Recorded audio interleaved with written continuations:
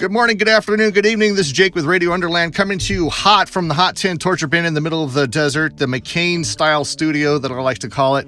I didn't think I was going to be able to podcast this week because I had to pack up a bunch of stuff for some show that I'm getting ready to go on. And so I'm using the janky equipment right here, and I'm sure this isn't an endorsement. If you're watching on Rumble, you see this little tiny guy right here. I'm going from a multi-$1,000 setup to this little tiny white Tula mic. So if it sounds distorted, it sounds fucked up, that's why. I mean, you gotta do what you can do. As you can see, the sweat is already glistening off my head. Let me stop this music before I get busted by YouTube once again. But I do have a very interesting change of events that's happening in the transgender community, and I want to just call it the holy cow. And that's not me labeling it holy cow. Apparently, some transgender female, male to female, biological male, posing as a female with the purple hair, the whole 9 yards, has achieved the immortal cow status in the transgender community. What does that mean? That means that transgender people can now lactate. Yeah, that was me pausing for a second for you to just wrap your head around that. I have a video, and it starts off, let me get it set up right here. Remember, if you're looking for us on Rumble, you can go to @Rumble, @Radio Underland. Yeah, Radio Underland, no spaces, no commas, and you can watch these videos live. Let me get this in I can't get that in full screen. Anyways, you have to be very adept to listening closely because the first thing she says is cow status. Ready? Okay, here we go. Cow achievement. Trans women can indeed lactate. Hold on. Let me rewind that so you can get it. Yeah. Hear that? Cow achievement. Cow achievement. Okay, here we go. I'm going to let it play. I'm going to let it play so this can explain. Trans women can indeed lactate. You would follow the Newman-Goldfarb protocol, a medical protocol designed to help women induce lactation if they were not getting pregnant themselves. I'm going to be a mother. That's in the works, in the process. And part of that process is that I am working to induce lactation to be able to breastfeed our youngest child. Yeah, actually Mommy Naomi. I've actually already successfully induced lactation. Like, I can actually make milk now, which has been a very interesting and very cool experience. It's very biologically affirming too, which is something that's gatekept from trans women, so difficult. Both motherly and... That's it. That's all I got. Cow status has been achieved. Oh boy. Is that, there's no way it's milk, right? It's just oozing some type of secretion from the guy squeezing his nipples so hard. It's probably just pus and bile. Is it milk? I have no idea. Can we get an expert in here? We need a cow doctor to come in here and say things. Okay, so the other day I was talking specifically about the federal government is getting ready to they're imposing the school lunch program, and I told you that there was caveats to that school lunch program that even private schools, charter schools, any school, they won't be funded if they don't supply transgender care in their facilities. And this is come up again. This is Representative Jim Banks, and he is asking, I can't tell you exactly who he's asking, but he's asking somebody about that pure fact about the government supplying the lunch program and gender affirming care in the school classroom. Let's just take a listen right here. Here we go. Indiana, my home state, recently passed a law at the state legislature that banned biological males from competing against girls in high school and elementary sports because obviously biological males have some physical traits that would give them an advantage in sports over girls. The Education Department, your department, proposed a rule change that would pull federal funding from schools that don't allow biological males to compete against girls in sports. Mr. Secretary, yes or no? Does that mean that your department would take away school lunch programs for needy kids because a state or a school won't allow a boy to compete against a girl in the sports? So going back to the civics, if I could. I'm asking you a question. Do you support taking away trying to school avoid the question from kids who go to schools where boys aren't allowed to play on girls' sports teams? We are promoting the most rigorous, intensive academic programming under the Raise the Bar. I would love to share more information. Do you support taking away a school lunch from a needy kid? A kid who it might be the only warm meal they get every single day because that school won't allow a boy to compete on a girls' sports team? I'm proud of the work we're doing. It's a yes or no question, Mr. Secretary. I'm proud of the work we're doing to make sure that all students Madam feel Chair, safe in school. the answer is yes. This administration would take away school lunches from kids who need that lunch, maybe the only warm meal that they might ever get, because of the radical agenda of this administration. I yield back. Thank you, Mr. Banks. Ms. Adams. And that's where the rubber meets the road. It is a reality, and nobody will. These crazy extremist liberals, when they're really pressed on it, they don't want to go on the record saying, yes, we are going to take food out of children's mouths if the school doesn't let men compete against women in their athletics program. If they are barred from if transgender females are barred from the boys' locker room or the women's locker room, I'm fettering it up already. But if, that's the reality of what's going on. That really puts a priority of what is important to politicians, right? I mean, to me, without a doubt, feeding the nation's hungry children should be way above priority than shoehorning in trans LGBTQ AI plus whatever agenda in our schools. Don't you think that there's even if the trans thing is important to you, don't you believe that feeding children is a superior, far, way above priority over that? Because what we're saying is this legislation, what these people are doing is so far backwards that they are putting indoctrination of LGBTQ AI plus theologies above feeding children. That's where our priorities in this country are going right now. That's where the priorities of the leftist extremists in this country are. And it should be a wake-up call. The wake-up call. I don't know what else to tell you other than that. We need to think about things. And, on to the next. So, Ted Cruz, let me pop this up real quick. Ted Cruz said that Martin Luther King Jr. would be ashamed of the NAACP's Florida travel warning. And Martin Luther King Jr.'s daughter, Bernice King, I've actually worked with Bernice King. It's I believe, Dr. Bernice King. She disagreed. Now, why did she disagree? It's not exactly clear. She went along with the absolute rhetoric that comes out of the left saying that, here, let me read it. Bernice King is once again defending the legacy of her father, Martin Luther King Jr., against people who say are misusing his name and legacy. This time, Texas Senator Ted Cruz invoked the iconic civil rights leader while criticizing a travel alert issued by the NAACP for the state of Florida. The civil rights organization recently warned that the BIPOC and LGBTQ communities to avoid travel to Florida due to the state's unrelenting attacks on fundamental freedoms. The travel advisory comes in direct response to Governor Ron DeSantis' aggressive attempts to erase Black history. Now, that's rhetoric, okay? Aggressive attempts to erase Black history and to restrict diversity, equity, and inclusion programs in Florida schools. The organization said in a press release for the travel advisory, which calls Florida openly hostile towards African American, people of color, and LGBTQ plus individuals. Cruz responded to the statement on Twitter, calling it bizarre and utterly dishonest. Cruz also said in 1950s and 60s, the NAACP did extraordinary good helping lead the civil rights movement. Today, Dr. King would be ashamed of how profoundly they've lost their way. That was according to the Texas senator. Within a few hours, Martin Luther King Jr.'s daughter, Bernice King, penned a response to Cruz. And what Bernice King said is, what my father would be deeply concerned about is the harmful, discriminatory legislation in Florida. Now, I'm curious if a lot of this plays into like the media campaign that Mr. Newsom just did, which was an outright 100% lie about what Ron DeSantis was saying there in Florida. Is Bernice King being suckered into this whole situation because she is not fact-checking what is being said by some of these leftist political figures about what's going on in Florida? I don't know, because I still have yet to find some legislation that has been passed in Florida that is pertinent to African Americans and somehow restricting African Americans in Florida. I mean, I guess the only thing you could lean towards is is the voter registration possibly, and they're leaning towards ID to vote.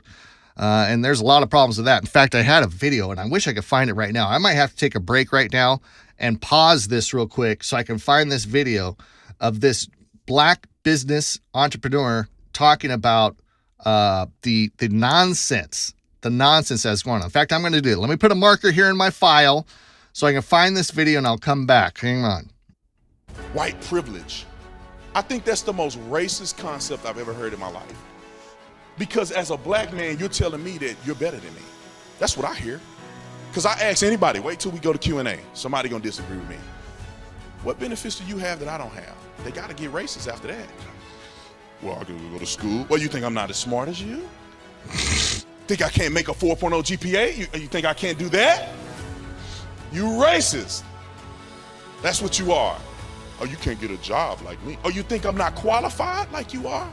You think I don't have the hustle, I don't have the grind to get a job? Are you crazy? Black people can't vote because they don't have IDs. You think I'm dumb enough not to have an ID? You're a racist. That's what they say. Well, you can't get pulled over by police. You think I don't know how to act and behave myself and conduct myself? You think I can't start a business? I own a few businesses. You think when I fill out that application to do that business, or have my attorneys build one of my businesses, my energy drink company, you think they said, well, he's black, well, we can't represent him. No, it's all bull crap, man. Don't fall for it. Don't fall for it. It's all designed to make us hate each other. Boom. Yeah, I don't know. I don't know why that tickled my fancy. It tickled my fancy, and I think this guy's speaking the truth 100%. And a lot of people need to wake up and realize what is going on in this country. Okay, so there was a poll that came out, and this poll was taking who is more popular, and this is classified as a political figures, and this is from the street. And so we have Biden, Trump, and Elon Musk. Okay. And, oh, wow, that doesn't fit. Hold on. Let me get this minus. There we go. Now that kind of fits. There we go. A new poll has revealed that Tesla and Twitter owner Elon Musk is now the most popular political figure in the United States, ahead of former President Donald Trump and current President Joe Biden. The poll was conducted by the Harris Poll and Harris X from May 17th through the 18th, 2023, among 2,004 registered voters. The poll found that 47% of respondents had a favorable view of Musk, and 33% had an unfavorable opinion. In second place was Trump, with 46% favorable and 47% unfavorable reading. In third place was Florida Governor Ron DeSantis at 45% and 37% unfavorable. He is followed by Bernie Sanders with a 42% rating for favorable and unfavorable. 40% rating for favorable and unfavorable. Hold on. This is typed wrong. He is followed by Senator Bernie Sanders with a 42% rating for favorable and unfavorable. Okay, 42% for both.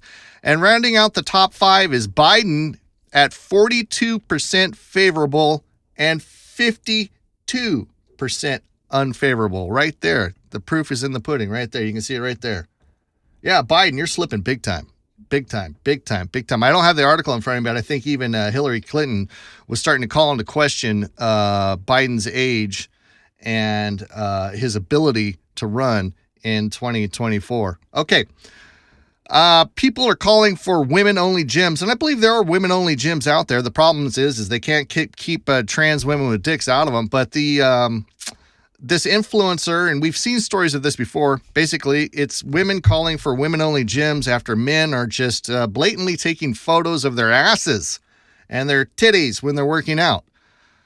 This article here says that the internet is calling for women-only gyms after a woman claimed a male gym goer took a photo of her while she was working out.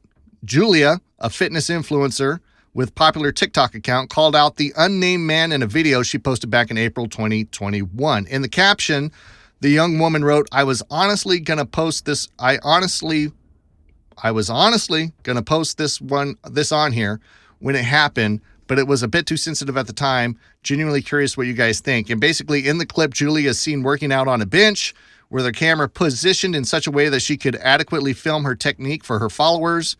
And then the alleged male voyeur is then seen coming up behind her and squatting while holding his phone. His phone appears to be pointing in Julia's direction for a short moment, after which he stands up and walks over to talk to another person at the gym. The original clip racked up over several million views on social media platform, and though Julia told her followers that the man in question denied having taken a picture of her, most people agreed that he did. And the people in the comments are saying he definitely took a picture and showed it to the other guy. I mean, males, you can do better. You can do better. I mean, there's a time, all the time. Come on, respect women. Stop taking photos of them at the gym. I mean, it's just messed up. It's messed up extremely.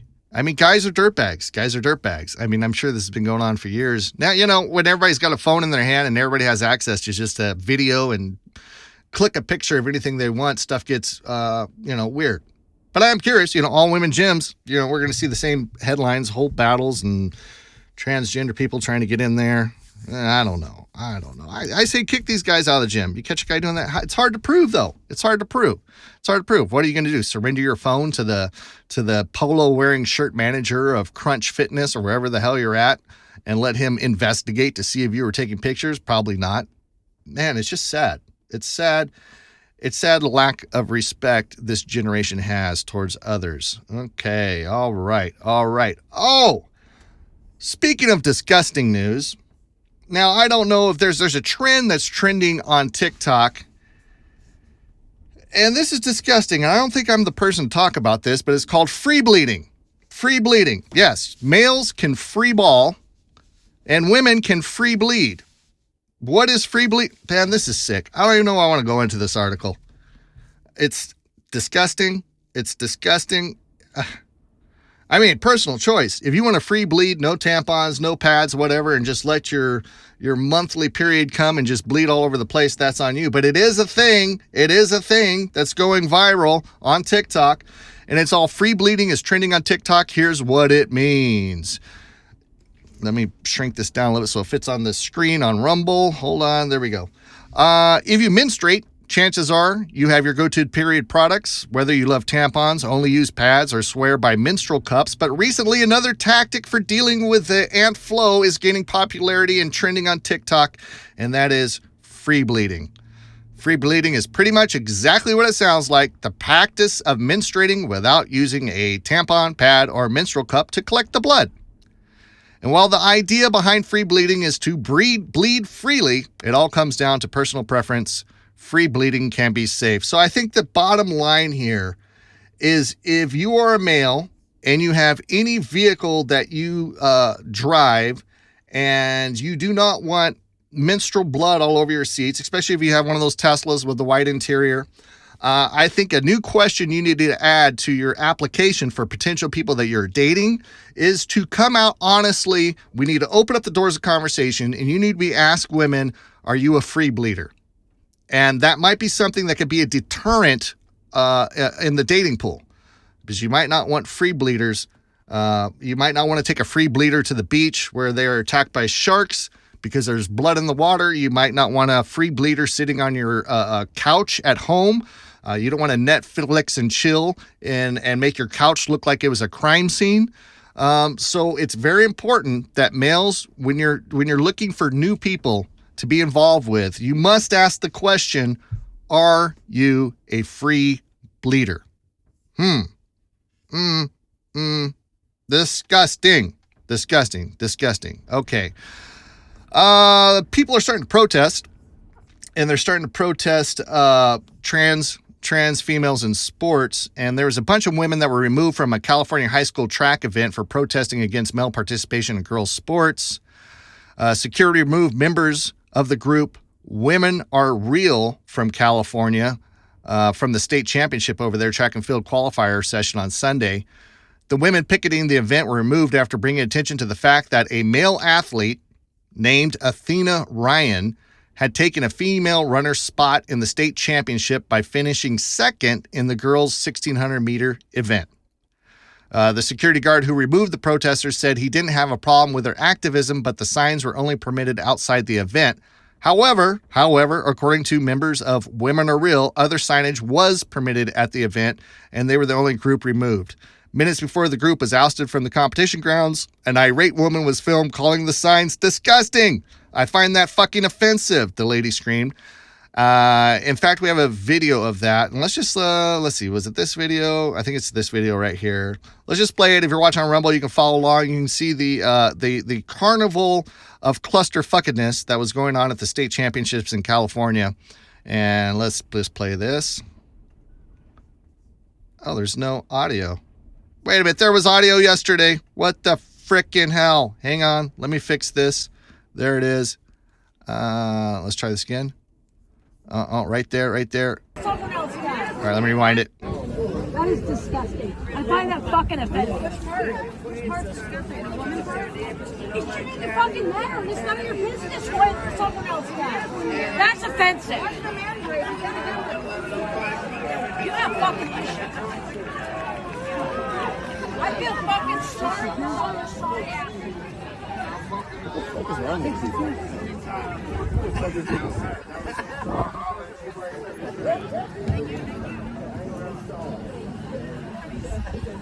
All right, our boys, 1600s on the back stretch. That's go in your NCS. I find this very interesting. Because I blame all this on the cell phone. Because there was a time where you could sit down with somebody at dinner and you could say, oh, I believe something and I believe this to be real. And somebody else would say, well, I thought it was this way. I thought these were the facts on the matter. And we were trained to have a discussion with people arguing different sides of an issue and neither person knowing exactly who was right, but we had the conversation. Then the cell phone comes along and somebody says, yeah, Indiana Jones won Motion Picture of the Year in 1986. And you can say, well, fuck that. I'm going to Google that. Nope, they didn't. See, there's the facts. So, I mean, I'm being kind of satirical, but I think the art of conversation, the art of disagreeing, have different opinions and coming in hot or coming in and discussing things has gone the way of the dodo bird. I blame the cell phone. But what is very interesting about this video is the conviction that this lady has. Now, the only signs that they're holding is protect female sports. Okay? Protect female sports. And this lady was so hot saying it was offensive, all this other kind of nonsense. And I believe she really sticks to her convictions, and that's what she believes. What's it based on? I don't know. It's kind of a logical argument. But man, people are so... There's no middle ground. There's no discussion when it comes to these controversial topics anymore. It's you just got to play your militant role. You've got to believe with 100% your convictions. And that is what it is. So in other news, we have a transgender girl, formerly biological male, was denied attendance at a high school graduation for wearing a dress, the lawsuit filed. A transgender girl was unable to attend her high school graduation because the school insisted that she wear a suit. I don't know how I feel about this. I mean, I think it's her choice, his choice, whatever. According to the ACLU of Mississippi, Harrison Central High School asked 17-year-old student LB to follow the boys' dress code for the graduation ceremony, which included clothing typically associated with boys, such as pants, socks, and shoes. However, LB had already purchased a dress and heels for the ceremony before being informed about the dress code. In response, the ACLU took legal action on behalf of LB and her family by filing a lawsuit against the school district. Unfortunately, things took a turn for the worse when a U.S. district judge denied LB's emergency plea. The graduation ceremony occurred on Saturday, and multiple reports confirmed that LB was absent for her special day. Yeah, I don't have a strong opinion on this. I'm going to be the first one to say I don't have a strong opinion on this. I do have a strong opinion about indoctrination of trans theology in schools. I do have a strong opinion about that. Do I have a strong opinion about the students that are already trans being able to live life as they see fit? I think that's their personal freedom. I don't like the fact when it's indoctrinated in them by school curriculum, etc.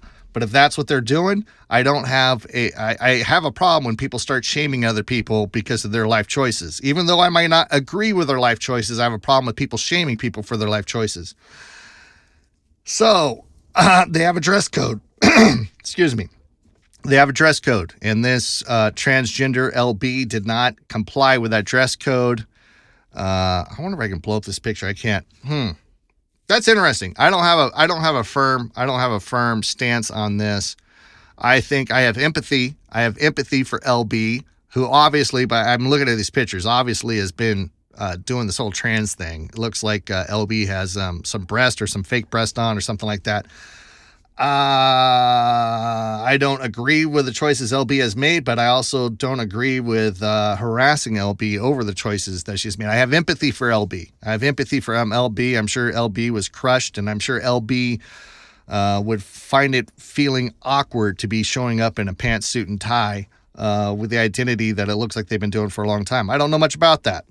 I don't know. There's a difference. There's a difference between indoctrination in the schools and students that are already living this lifestyle, and to ridicule them or to exclude them. Now, in LB's situation, there are consequences to LB's actions. LB has decided to live as a transgender female who's a biological male.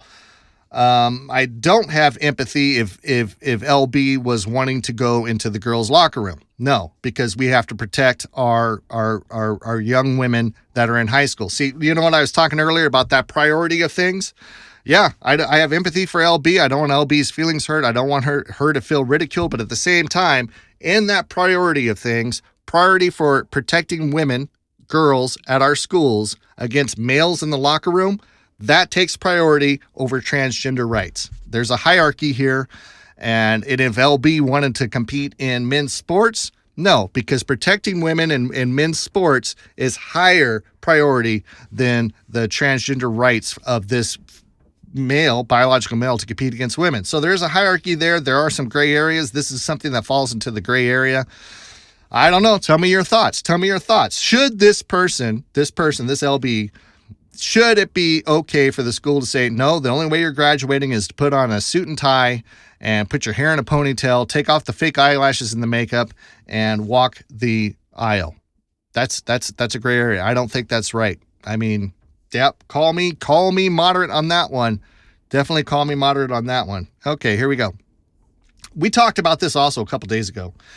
And we were talking about what the Democratic Party has done for the black community or minority communities in general. And one of the things I mentioned, I said, you wait till you bring up that you want choices of schools and where you send your kids on a first come, first serve basis, and see how the Democrats react to that. Well, without question, let me pull up this article.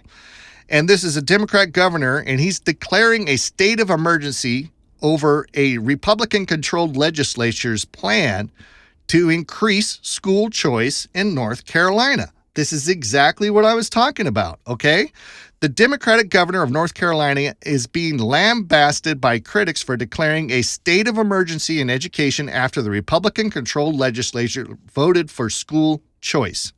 Roy Cooper accused Republicans of trying to starve public education and dropping an atomic bomb on public education in a televised address on Monday.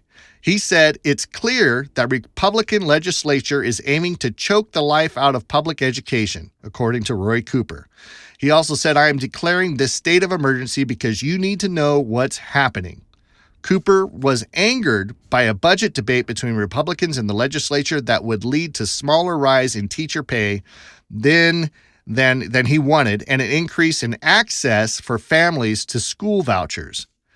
Roy says our teachers deserve better pay and more respect, but the legislature wants to give them neither one, according to Roy Cooper.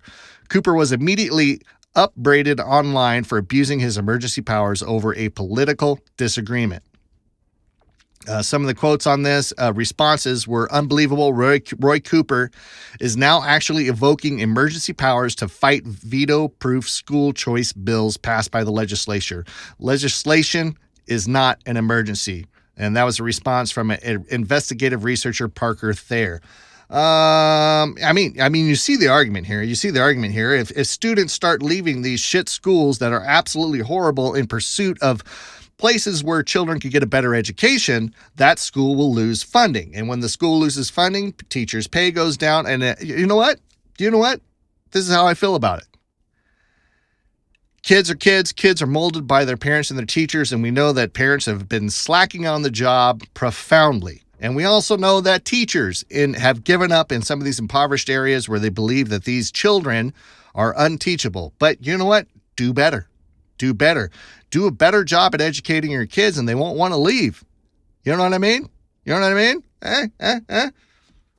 And plus, it's a first come, first served basis. So if the choice is up to the students, there's only so many kids that can get accepted into the school down the road that has a better system in place. And then they're going to have to revert to going back to the shitty school to begin with because there's capacity issues at these schools. You know what I mean? There's barely enough schools to go around for all the kids that we have in this country.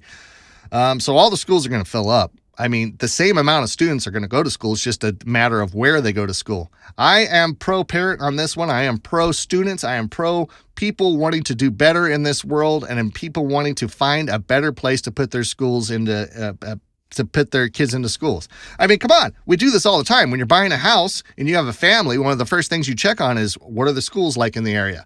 You know what I mean? What is the rating of this school? Where am I going to have to send my kid to school? And if it's an ultra shitty school, that is a determining factor on whether you want to buy into a house in that neighborhood. So the school voucher system, I'm pro for it. I'm pro for the best of the best rising to the top. Yeah. A lot of people don't agree with that. I'm just going to briefly touch on this one. You know, we've talked about all this Target boycott. I've been debating on whether this boycott will actually really catch fire. I saw some post that Target was having some emergency meetings amongst their leadership because they don't want to get Bud Lighted. And they're trying to figure out what they want to do about these penis-tucking bathing suits that they're selling in children's sizes. But one thing is for sure is that the Karens that are out there, offended conservatives, are going to Target to record their pride section. It's a trend now. It's trending on TikTok of conservative people going out there and making videos with disgusted faces like you can see with this young woman that is on Rumble. And the article says here that now Target has rolled out its Pride apparel collection for 2023. Various anti-LGBTQ plus people have rolled into stores with their camera phones to reveal just how out of control the retailer's grooming of children is. These adults are horrified by the rainbow-colored baby onesies and swimsuits that are apparently indoctrinating children into the LGBTQ plus lifestyle. So horrified are these people, in fact, that they are willing to give Target free advertising on their social media accounts.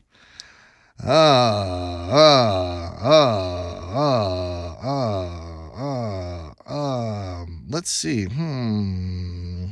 Yeah, I'm just going to leave that article there. Okay, let's watch this one. This is OAN anchor Allison Steinberg flips out over Target's Pride collection, and there's just a million of these articles out there like this. Let me make sure this page isn't muted like it was before. Well, I finally made my way to the queer section of Target, and it's actually worse than I ever imagined. The tuck-friendly construction is alive and well. As you can see, they have a full selection, so clearly it's not doing too well. But this is just out of control. I mean, really? If you thought the queer section was bad, just come on over to the card section. We're looking in the baby aisle. Oh shit, we're going after the cards. Moms. 2 dads. There are more cards congratulating 2 same-sex parents than there are regular male-female parents. And then we head over to the wedding section. Hers and hers. Mrs. and Mrs. I mean, this is completely out of control. Okay, hold on a second. Hold on a second. You know, here's where I get a little moderate again. Like I said, I don't believe the indoctrination in our public schools and that kind of stuff is acceptable. I don't, but there are families out there with 2 moms. In fact, some of my best friends, and I'm talking about the people that I go to their house for barbecues, we go to the lake, we hang out. My best friends, and I'm not doing this to tout my horn by any means, but they are 2 moms. They are 2 moms with kids, and they are loving parents, and those kids are growing up in a great home, better than a lot of the straight homes that I know. So, I mean, the card should be available for children in those situations that have two moms. So, you know, I just don't believe that lifestyle should be indoctrinated in the public schools. Shoot me for being in the middle on this one. Shoot me. There are families with two dads. Do I think personally that kids growing up in the foster system, bouncing from house to house, that have come from just depleted homes without a structure, without loving parents, or, you know, just bouncing from house to house, maybe it is loving foster parents. Do I think they would do better in a household that is stable with two loving parents of the same gender? I do. And I don't think it, I think there's, it's back to this tier of what's going on. Foster kids. Would they be best off in a family with two loving parents, male and female, raised in a traditional way? Yes. Would they be better in a gay home with gay parents than in the foster system? Yes. There's degrees of everything. Okay? That's where I stand on that. And I hope my gay friends don't see this and just see me talking about it. But it's the truth. It's the truth. It's better than nothing. It's better than the foster system. So would I call for Target and Hallmark to stop making cards for kids that have two moms and two dads? Absolutely not. Absolutely not. Now, they're probably going overboard, and she's claiming that there's more of those than for straight kids. I don't know. That's her opinion. Do I think that percentage of people is pretty small? Yeah, I think it's smaller. It definitely shouldn't be represented in a higher number in the card section just by the sheer coincidence of how many clients there are out there to buy it. But that's a different story. Okay, what do we have next in the news? Let's just move on. Man, I'm sounding pretty moderate today.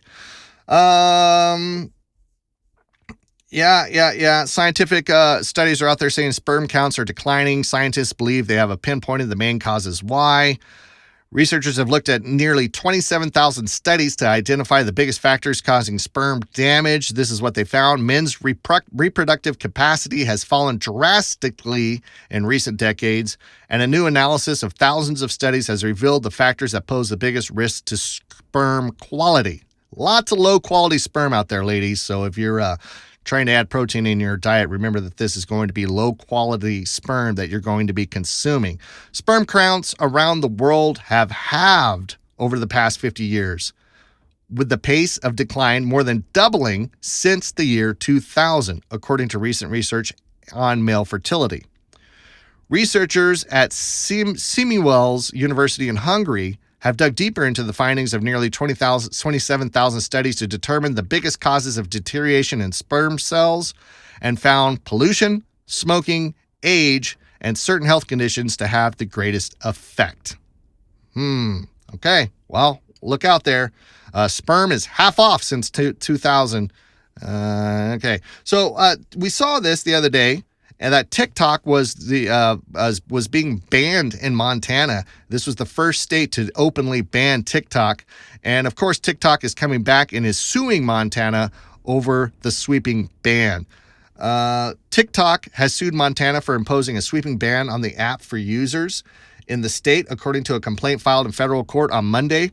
Republican Governor Greg Gianforte on Wednesday signed legislation that bans TikTok from operating within the territorial jurisdiction of Montana and prevents users in Montana from downloading the mobile application from venues such as the Apple App Store or Google Play Store, with a $10,000 fine for each violation of the measure. TikTok has filed a lawsuit to block that ban, arguing the law violates the First Amendment, the Commerce Clause, and is a bill of attainder. Not sure what that means under the U.S. Constitution.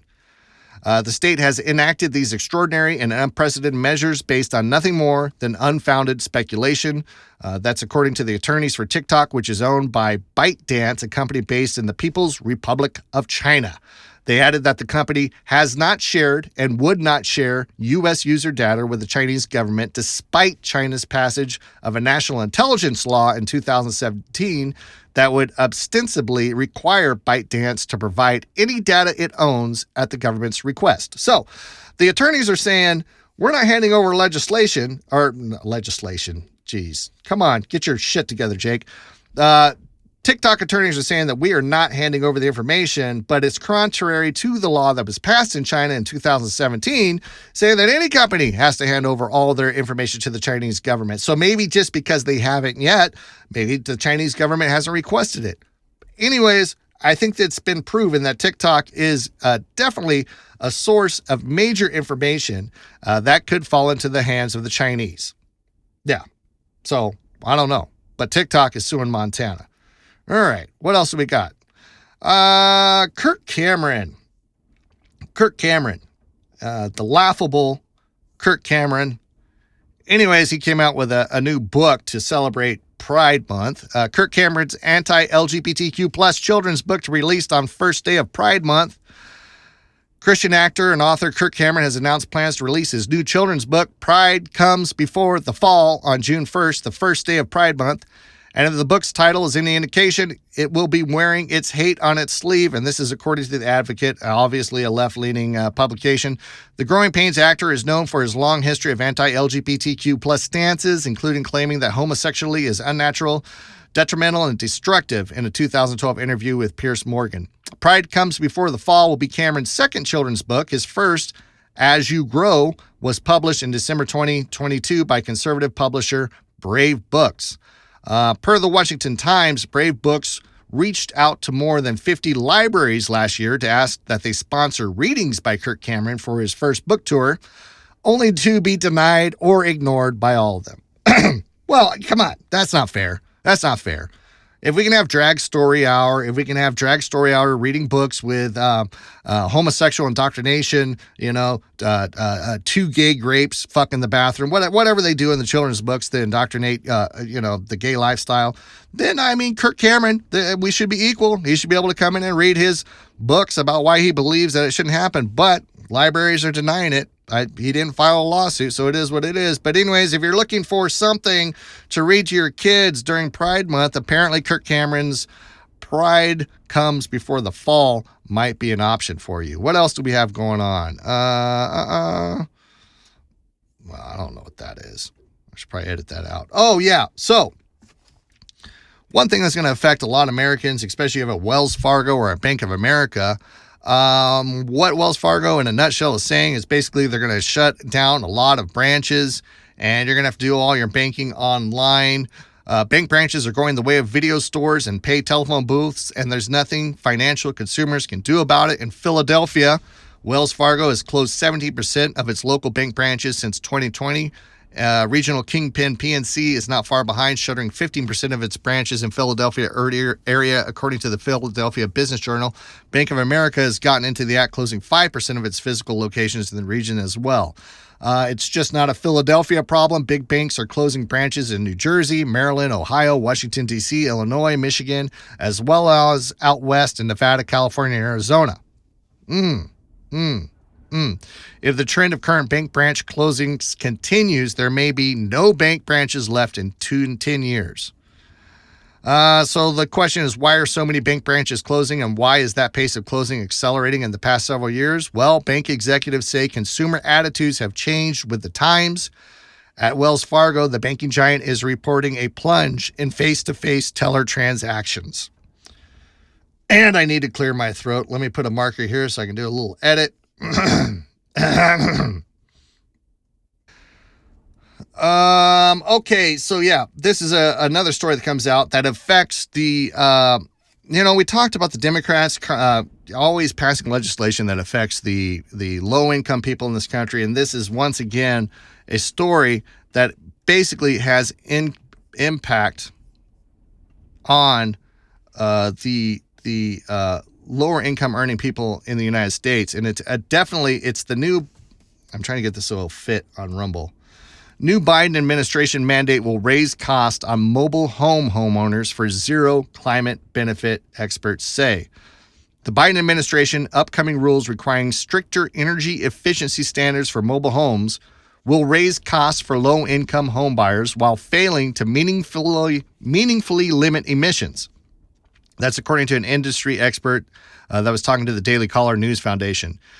The Department of Energy's DOE rules set go into effect on May 31st, 1 year after they were finalized. Mobile homes are going to have updated insulation and ceiling requirements amongst other efficiency standards for mobile homes, formerly known as manufactured homes, which the agency estimates could save the average consumer between $177 to $407 per year on utilities, while boosting the average manufactured home prices by $4,100 to $4,500. The rule will have an adverse impact on low-income homebuyers via increased prices. The median household income for manufactured homeowners is $35,000, according to the Manufactured Housing Institute, but will likely have a negligible effect on carbon emissions. Jonathan Leeser of Manhattan Institute told the DCNF, according to the DOE's own estimates, over a 30-year period, the new rule will reduce CO2 emissions by 80.4 million metric tons. Leeser noted that, citing the DOE's regulatory analysis by comparison, according to the 2022 BP Statistical Review of World Energy, U.S. energy-related CO2 emissions were 4.7 billion metric tons. So over a 30-year period, the new rule will reduce CO2 emissions by the equivalent of 150 hours of U.S. emissions in 2022. Obviously, this rule will have zero impact on the climate, but it will have impact on low-income Americans, a lot of these people that are represented by the Democratic Party, on purchasing a manufactured or a mobile home. Okay, so let's see. One Karen out there that is not complaining about getting her ass beat by a cyclist, transgender cyclist. Cyclist who lost race to trans women says she couldn't care less if winner was trans. All right, Karen, taking one for the team. A cyclist that came in second in a race said she couldn't care less that she lost to a trans woman. Leslie Mumford won the Desert Gravel Colorado to Utah race, a 100-mile course from the Colorado to Utah in the 40 to 49-year-old age group with an impressive time of 6 hours, 28 minutes, and 1 second. Falling right under her was Lindsay Creety, who placed just 17 seconds before Mumford. So you know what? Honestly, I'm looking at this picture. I can't tell which one's the dude, because my opinion on this picture of this couple, either one could be the dude. In fact, somebody sent me a UFC fight the other day, and it was a transgender male fighting a female, and I guessed wrong at which one was the transgender male. But anyways, of course, this Karen doesn't care, because she's in the 40 to 49-year-old class. College scholarships and other things that affect her future are not on the line. Nothing matters. If she gets beat by her dude, it doesn't matter. But if this was a collegiate sport, it would matter a lot, because, scholarships and other things are determined by that. So if this Karen doesn't care, that's fine that you don't care. That's up to you. It is just stripping your womanhood. It is just stripping your power as an independent woman with a vagina. But that's on you. If it doesn't matter to you, Karen, then so be it. So be it. Okay, what else do we have in the news? We got to wrap this up. We're going way too long. Oh, this article. Do I want to get into it? Okay, this was an article that was taken by Ashley Madison. Ashley Madison, an adult website, but they have their finger on the pulse. And some of the polling they were doing is why people cheat. And it was an Ashley Madison study that reveals unfaithful love to their spouses. Basically, in a nutshell, it's saying that more people are cheating these days, and I read through this, and the bottom line is that they say that it's falsely portrayed in movies and television where spouses feel extreme guilt when they're cheating, and that it's just not out there, and people are cheating. They're also saying in this study that it doesn't matter whether they have a good relationship or a bad relationship or an average relationship. It's saying a lot of people are cheating, and they feel no guilt or no remorse for doing so. So that is the way our society is going. No guilt, no remorse, fuck anybody you want, and that's the end of the story. I don't need to dive into detail on that. What else do I have left? Let me see. Oh, yeah. I don't want to get into this one. I really don't want to get into this one. Basically, what they're doing is they're tracing back the manufacturer that's selling all of this LGBTQ AI plus. One of the manufacturers that is being sold at Target for Pride Month. And they're finding ties that they also make a bunch of satanic t-shirts and whatever. And so people are trying to really link together the aspect that Target supporting this manufacturer that's also a Satanist. I don't know if he's actual a Satanist or he just has a couple pentagram t-shirts or what the deal is, but I didn't want to delve into it. I don't want to fact check in it, so I'm just going to avoid that story altogether. That's it. I'm going to call it a day. We've gone too long, and I'm on my temporary setup, which is kind of hokey to begin with. So this has been Jake with Radio Underland, and I will talk to you later. Be kind, be good humans. Don't indoctrinate our kids. But also, if you see a trans kid out there, don't be a dick. That's pretty middle of the road. I don't know. I believe in the individual freedoms. I do question the circumstances. If parents were pushing kids to that decision, okay, I was supposed to wrap this up. I'll talk to you later. This is Jake with Radio Underland. You have a good one. Talk to you later. Bye-bye.